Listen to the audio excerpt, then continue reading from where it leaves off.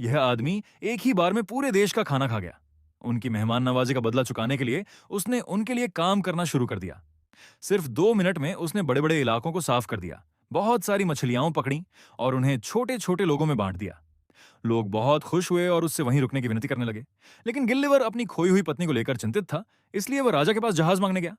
राजा मान गया, लेकिन एक शर्त पर। पहले उसे दुश्मन देश को हराने में मदद करनी होगी। मजबूरी में गुलिवर को हाँ कहना पड़ा। 10 मिनट की यात्रा के बाद उसने दुश्मन के जहाज देख लिए और उन्हें पकड़कर खींच लाया। जब राजा ने यह सुना तो उसने अचानक गुलिवर पर हमला करने का आदेश दे दिया। सैनिकों के हमलों का उस पर कोई असर नहीं हुआ और वह जहाज खींचता रहा। बाद में राजा ने उसे एक पदक दिया, लेकिन जब गुलिवर ने जहाज मांगा तो राजा ने मना कर दिया। अब गुलिवर बहुत प्रसिद्ध हो चुका था और अगर वह वहीं रहता तो नया राजा भी बन सकता था। इसी डर से राजा ने उसकी हत्या का आदेश दे दिया। तभी महल में आग लग गई, जिससे राजा की जान खतरे में पड़ गई। बिना सोचे समझे गुलिवर ने बहुत सारा पानी पिया और महल पर डालकर आग बुझा दी। फिर भी राजा और ज्यादा जलने लगा और उसे मारने का आदेश दे दिया। गुलिवर लाचार था, लेकिन उसने बदला नहीं लिया। वह एक जहाज पर सवार हुआ और अपनी पत्नी की तलाश में आगे बढ़ गया।